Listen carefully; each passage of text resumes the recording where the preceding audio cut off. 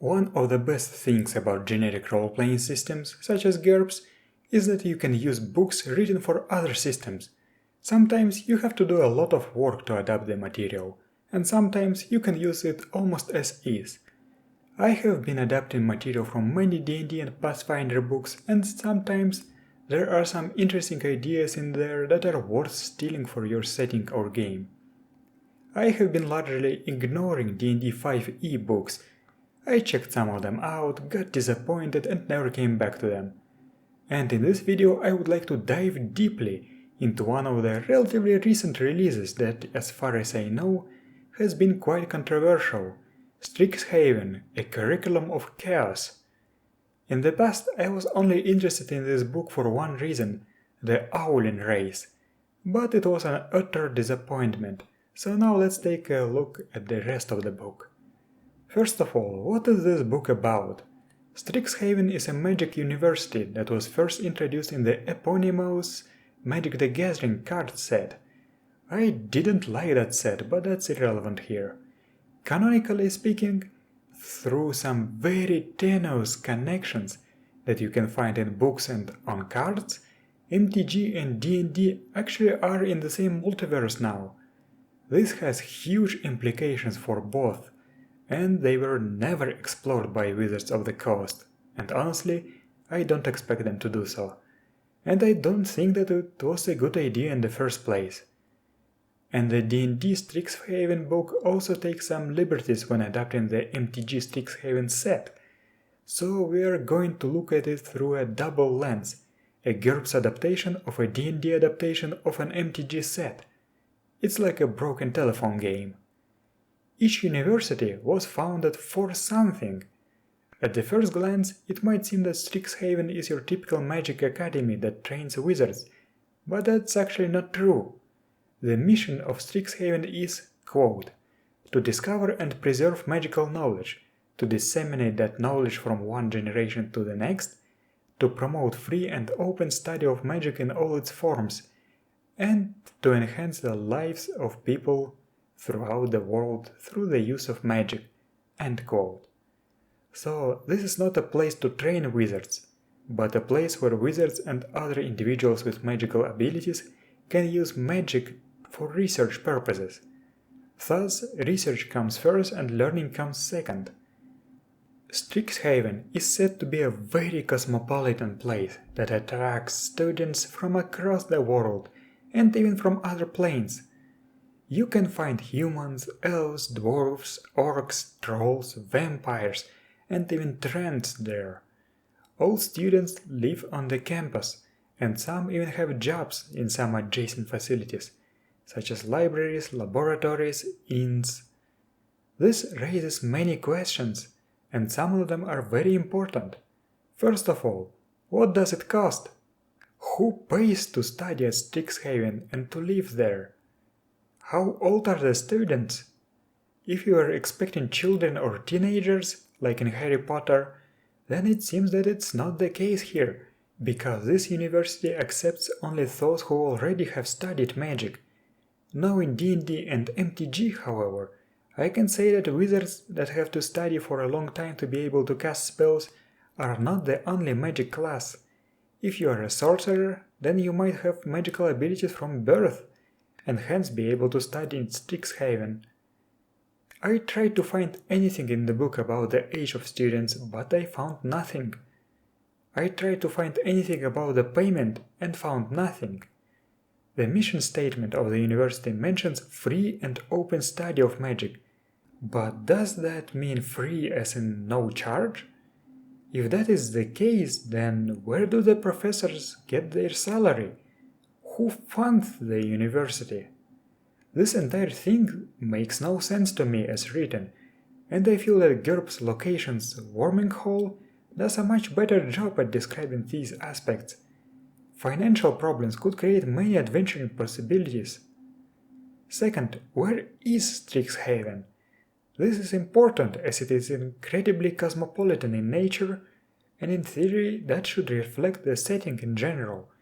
Canonically, Strixhaven is located on the plane of Arcavias, populated by a tremendous variety of people, none of whom the book even mentions. However, the book also suggests the GM to simply place Strixhaven in any other D&D setting, such as Forgotten Realms or Eberron. Where would one even place it in these settings? Since I do not know that much about Eberron, I will not comment on that, but I don't think that there is a single fitting place in the Forgotten Realms setting where you could place Strixhaven. Even such large cities as Waterdeep or Neverwinter, or the capital of Shaolung Empire, are not as cosmopolitan as Strixhaven describes itself. Can you imagine a troll wizard walking on the streets of Waterdeep? One could argue that an extraplanar metropolis such as Sigil would be an appropriate place, but then you would have to reflavor or remove many things about the university, and that would make Strixhaven not Strixhaven, right? So for the purpose of this review, I will assume that Strixhaven is located on Arcavias, and we have to know something about the setting to be able to make characters for this setting, right? So how much do we know about Arcavias? Practically nothing. There's less than 1.5 pages about the world in the book. The world of Arcavias is notable for the so-called snarls, places where the fabric of mana is knotted and tangled, and where certain spells can be amplified or distorted. In MTG, the snarls were represented with dual lands of opposing colors. In GURPS terms, this is actually very easy to implement. GURPS Fantasy, GURPS Thaumatology and GURPS Thaumatology Urban Magics have a framework for introducing ley lines into the game, including aspected and wild mana. That's pretty much as perfect as it gets. The other aspect is the star arches, floating arches of unknown nature and origin.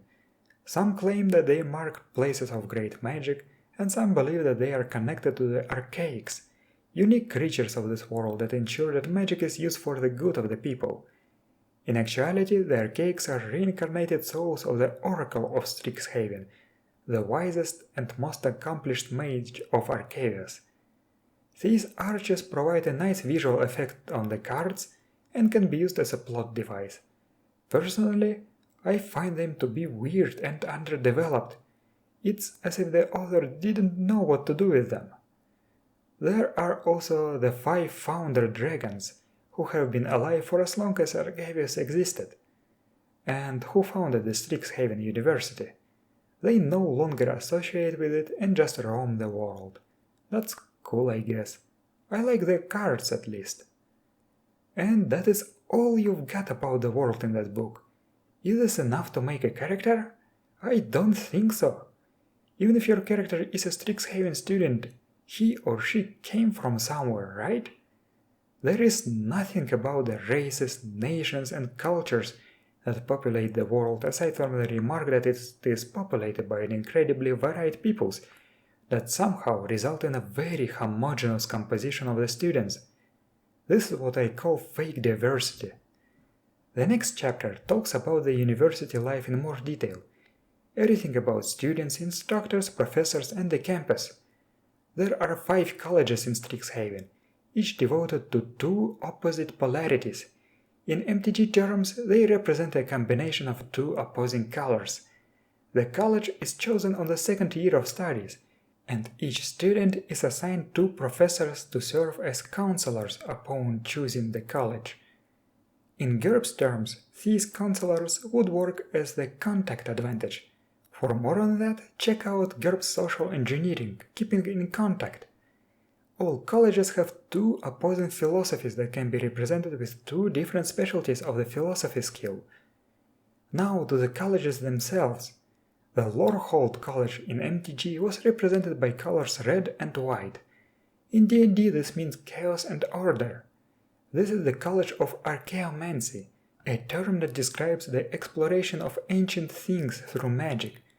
Lordhold mages explore ancient ruins, summon the spirits of old times, gather relics all across the world, and learn dead languages.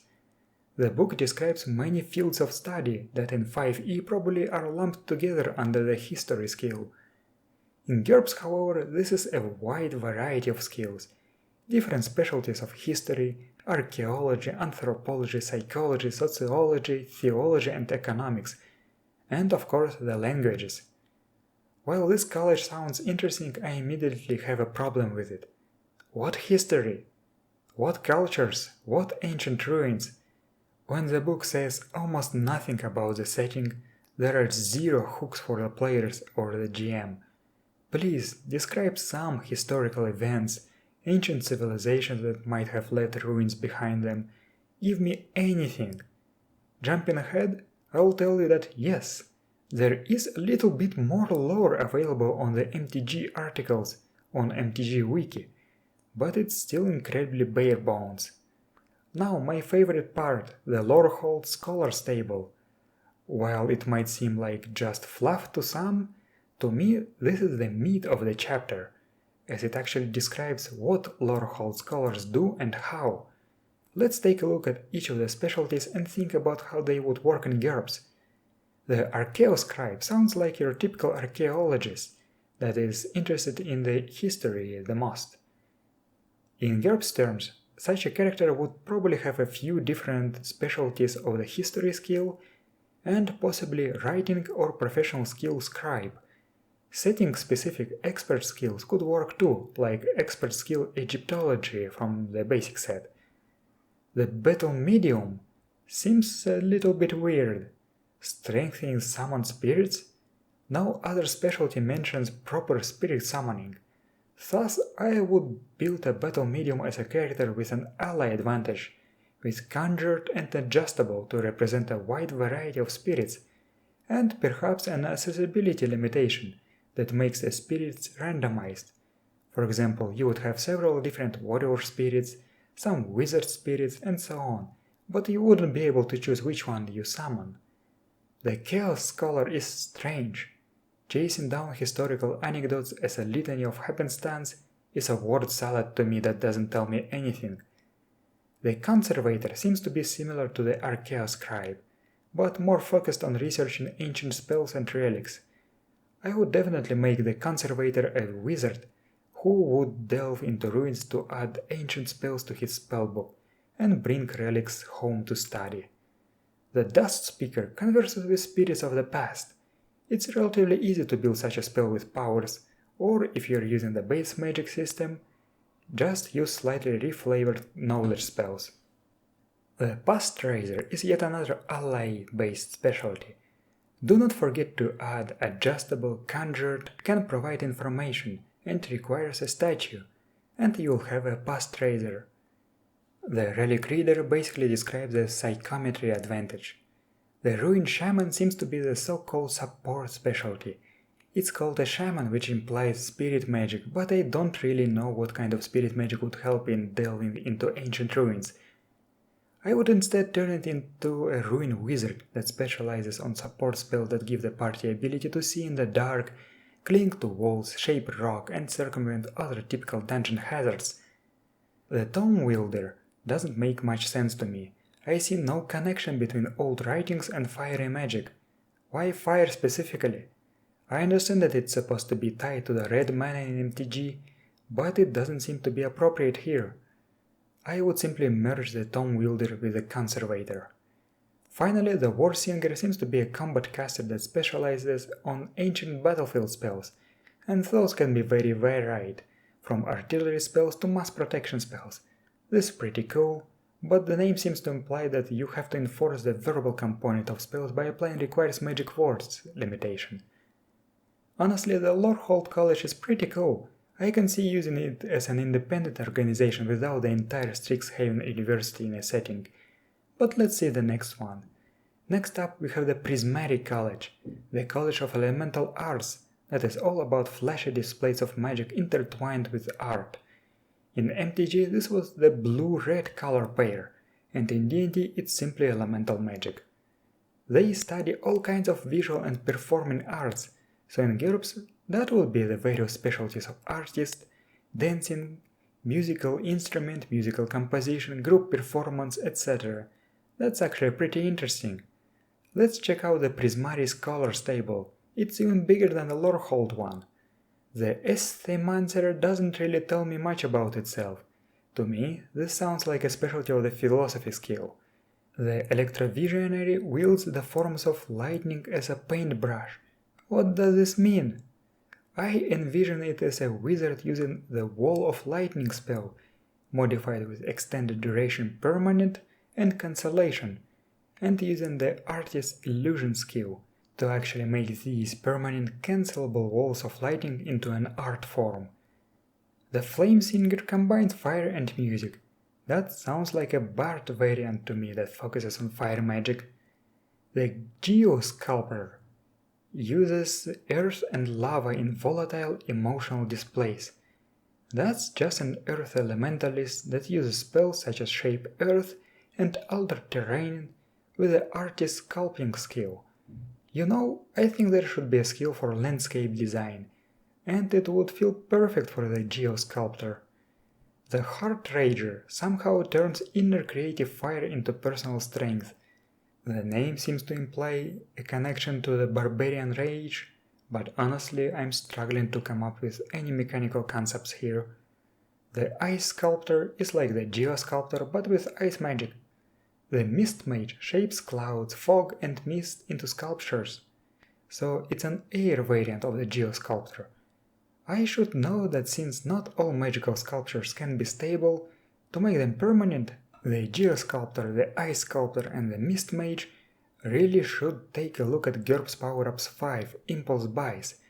There is a chapter about making unstable sculptures created with a control advantage permanent by spending character points. The Mist Mage practically doesn't work without them. The Mist Mage also probably would need a new artist specialty. The Muse Channeler is… I have no idea. Projects blasts of inspiration towards others? The word blast seems to imply something violent, but inspiring others doesn't seem to be violent. Muse channeling to me sounds like an ability, probably a bard song ability, that gives others the versatile advantage. The Opus Mancer doesn't provide much in terms of information. What magical effects? However, I have an idea. What if he has impulse points that he can use to enhance magical effects of others? Now that would be legitimately cool. Just slap affects others 1 plus 50% on your impulse points advantage. The Spectacle Mage sounds like a magical pyrotechnician. GURPS has a skill for making fireworks, explosive fireworks, but it doesn't seem to be appropriate here. I think this should be an ability based on the illusion advantage with many levels of area effect, and the usage of the artist's illusion skill will be almost mandatory here. The Waterbinder shapes water into animated elemental forms. That seems to me almost equivalent to the Create Water elemental spell, with the environmental limitation that requires presence of water. The Zephyrist sounds like a spell dancer from the Forgotten Realms setting that focuses on air magic. I do have a framework for that. Overall, the Prismatic College also sounds pretty cool, and definitely could work as an independent organization in many settings. I think I will steal some concepts from it for my games. Next up we have the Quadrics College, the College of Numeromancy. Quadrics scholars study patterns, fractals, symmetries and mathematics. In MTG, this was the blue-green mana color pair. Let's take a look at the Quadrics Scholars table. The Abstractor uses magic to stretch the possibilities of space. That sounds like gate magic to me. I also suggest taking a look at GURPS Powers the Weird with all of its 4-dimensional abilities. The Augmenter makes creatures and things larger. That's just enlarge other and enlarge object spells. The Fractalologist creates beautiful illusory patterns. That's just the illusion advantage with a limitation that only lets you create visual fractal patterns, and of course the artist illusion skill. The Mana Scholar studies snarls, ley lines and star arches. That's literally the Thaumatology skill and certain meta spells. If you remember, GURPS Thaumatology Urban Magics has a sub-college of ley line spells. The Metamancer studies metaphysics to alter reality. I do not know what to do with this. This is way too vague. The Scale Druid is similar to the Augmenter, but only affects animals and plants. In addition, he can shrink them too.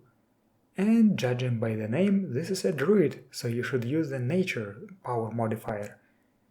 The Sequence Prophet studies repeating patterns that bend the mind. D&D has a pattern subschool that used illusory patterns to affect minds. In GURPS, I would make the Sequence Prophet as a mind control mage that limits his spells with a visible limitation. The Vivifier conjures fractal creatures. That's just another ally with conjured and adjustable. I believe that these fractal creatures will be explained later in the Bistiary section of the book. This college seems less interesting to me than the previous two, but it's still okay, and yet again it would probably work better as an independent organization. And I don't really know how to inject the mathematics skills into it, aside from just saying that they study it. Maybe they could use it for hardcore improvisation? Next, we have the Silver Quill College, the College of Eloquence. It's all about writing, poetry and magic of words.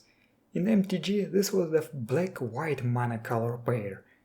Such skills as literature, public speaking, propaganda, writing, poetry and professional skill scribe are essential to this college. Maybe art calligraphy too. Let's take a look at the Silver Quill's colors table. The Banter Mage literally describes the rapier wit advantage, and I don't like it. The Dusk Mage is just a mage that focuses on darkness spells. The Inkcaster summons Inklings. This is another creature that will be described in more detail later. Again, this is ally with Conjured. The Lumimancer sounds like a journalist with some knowledge of the law skill. The Shadewing creates weapons of solid darkness. I would make them with the natural weapons advantage. The Silver Tongue inspires others. Check out Pyramid 365 for the natural leader advantage and the guidance skill. The Vainglory is the same thing. The Warsinger is just a bard that focuses on inspiring songs. In my opinion, this is the weakest of the 5. I don't like this college that much. The final, 5th college is the Witherbloom College, the College of Essence Studies. It is concerned with life and death. Many skills are appropriate to this college: alchemy, biology, physiology, first aid, herb lore, pharmacy, herbal, expert skill, thanatology, etc. It's very diverse in that regard. In MTG, this was the green-black mana color pair, my favorite one. Let's take a look at the Witherbloom's colors table. The Banelock focuses on withering concoctions. This seems to imply either the alchemy or the herb lore skill. I suggest checking out Pyramid 391 for the Dark Alchemy article. I even use Alchemy Dark as a separate specialty of the skill. The Bleed Doctor drains the essence of living creatures to fuel sinister spells. Just give yourself an energy reserve that can only be replenished with the Leech advantage.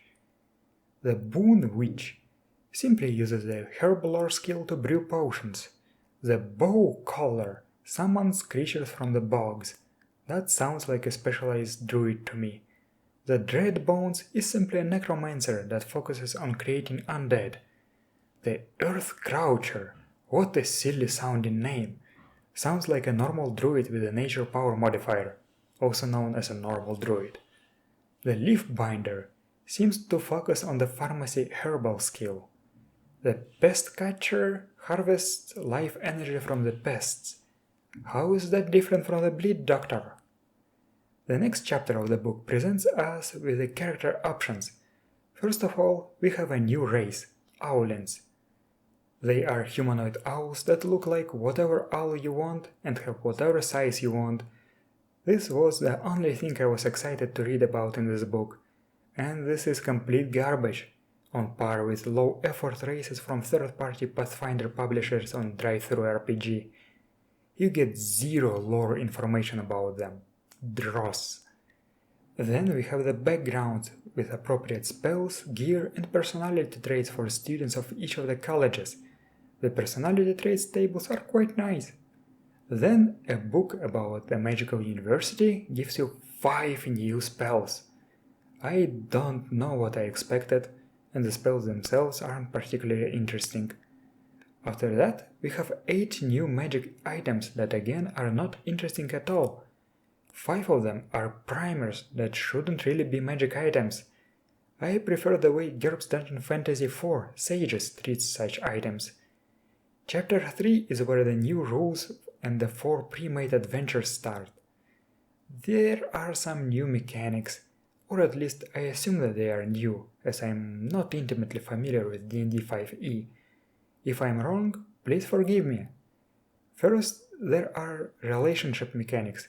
If you interact with the NPCs, you can turn them into friends, beloved, or rivals. Second, there are rules for extracurricular activities that might provide you with minor bonuses to skill rolls.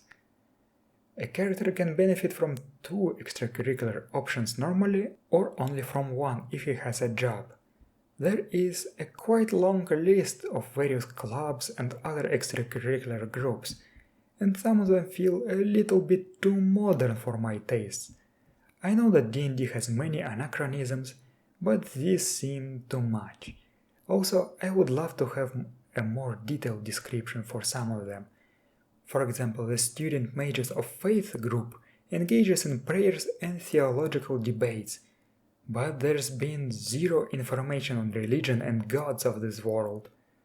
Third, there are rules for jobs. All jobs pay the same and none of them require any skills.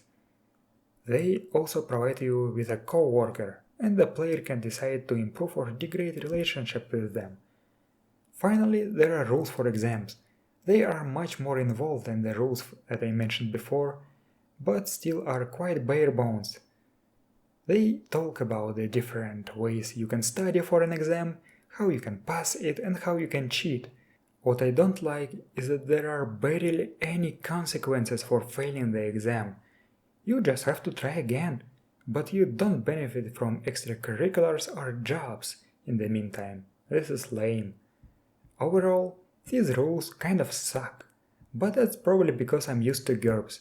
GURPS Social Engineering provides much more detailed and rewarding rules for relationships and jobs, and GURPS Social Engineering Back to School and GURPS Locations Warming Hall have more interesting rules for studying skills.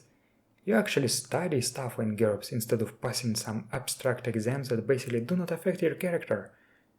There is another thing that I dislike here. The book assumes that the party will be students.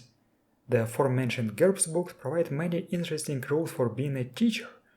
Being a professor, conducting research and teaching students would also make for a nice game. Also, the book says nothing about the languages used during the lectures. Sure, it says that all characters know Common by default, but when you consider that there is the supposed great diversity of races and students from other worlds, how come they all speak the same language? That doesn't make any sense. I like how GURPS Locations Warming Hall treats this by forcing all students to learn Latin first, and the rest of the subjects, including spells, later. But anyway, next up we have a list of NPCs, students that the characters might be able to interact with. They all have portraits, short biographies, and certain boons and banes that they can provide. Most of the NPCs are fine, but I do have some issues with some of them. First, modern day identity politics. Of course, we have a couple of they-them students on the list. Second, some of the personality traits seem very haha, I'm so random. Third, since the setting is not given any attention, you do not even know where these students are from, and sometimes this question is bound to arise. For example, there is a very gentle, soft-spoken and nerdy Minotaur, whereas the normal D&D Minotaurs are bloodthirsty Baphomet worshippers. Where did he come from? What kind of society do Minotaurs have on Arcavios? Because of this, race is just a footnote that does not affect anything. With all this racial diversity, everything feels the same. There is also a male dryad, but I can forgive that. In D&D, dryads are all female, but if you look at the portrait, you will see that it doesn't depict a D&D dryad, but an MTG dryad, and that's different. A D&D Dryad wouldn't even be able to attend a university due to being bound to the tree. Well, unless she got that Acorn of Far Travel magic item or whatever its name is. The next big part of the book is the 4 adventures. They can be used as standalone adventures or as one continuous campaign that spans 4 years and has one villain behind it. I will not go into much detail about the adventures. They are incredibly railroaded. Many of the events feel forced and out of place, and many of them definitely would not interest all characters. But you have to participate because otherwise there is nothing to do in the adventures. The stakes are very low except for the final quest, and even if you get defeated in an encounter, a member of the faculty usually appears and gets the thing done and also heals up the party. There is even a point in the adventure where the PCs have to find a dean, and if they kill her, intentionally or accidentally, then another dean just comes in and resurrects her. Wow! The overall tone is very light-hearted. Don't get me wrong, I like humor and I don't take my games too seriously, but the NPCs in the adventures do not feel like adults, they act like TikTok teenagers. It's not all bad. I quite like some events from the adventures, but most of them feel very underwhelming or out of place. There is also this little thing that caught my eye. At one point, the characters find old notes written by a professor about a weird student that practiced bizarre magic, siphoning the life energies out of other creatures to cast sinister spells, hinting at the main villain of the adventure. How is that weird? That's literally on the Witherbloom's color table, and the student in question got expelled from Strixhaven for that. And now he's mad and he wants to have revenge. Oh, and he also enacted a protective ritual against all spells and effects cast against him by a faculty member. So that's why only students can deal with him. What a lame-ass villain. After the adventure, we have a Bistiary section with stat blocks for monsters and NPCs. There aren't many interesting entries here. The most intriguing ones are the Demagoth and Demagoth Titan. They have interesting flavor and abilities, and they seem to be easy to integrate into the D&D cosmology. Since these are lawful evil fiends that are not classified as devils, I would put them as natives of Gehenna. That place needs some love. The Bistiary also talks about the Auric, a secret society of mages that use forbidden magic to undermine Strixhaven, often recruiting impressionable students. I really think they should have been in the adventure instead of that Bolivag mage. Also, what magic is forbidden? It's not explained. And that's it. The book is over. In conclusion, I will say that this book masquerades as a setting book, but it's more or less a series of adventure modules, as there is barely any information about the setting. Character options, mechanics, and the adventure itself are underwhelming. The university itself raises many questions that the book has no answers to. There is a lot of diversity, but everything feels homogeneous. I guess I shouldn't criticize the adventure too much, as it is pretty difficult to come up with something interesting in such a setting. I have run a Magical Academy game in GURPS, and it was a total disaster, but also a good learning experience for me. Overall, I think that despite its shortcomings, Strixhaven would work better in GURPS than in D&D, as the mechanics for social interactions, studies, magical research and jobs are much better, as the adventures would give you many chances to use some of the underutilized skills, such as hazardous materials, sewing, sports, musical composition, group performance, etc. I feel that the colleges would work better as independent organizations instead of parts of Strixhaven. Coincidentally, if you are following MTG, you might know that Strixhaven has been more or less destroyed by the Phyrexians, so that would make a good excuse to reform the colleges on other worlds. Anyway, I rate this book 3 out of 10. This is dross, but there are a few interesting ideas in there that you can borrow for your GURPS games. Phew, that's a long video. I hope you don't mind that, and I guess this is something new for the channel. Anyway, thank you for watching, and I will see you later, next time. If you want me to take a look at some other D&D or Pathfinder book in this detail, feel free to suggest it in the comments.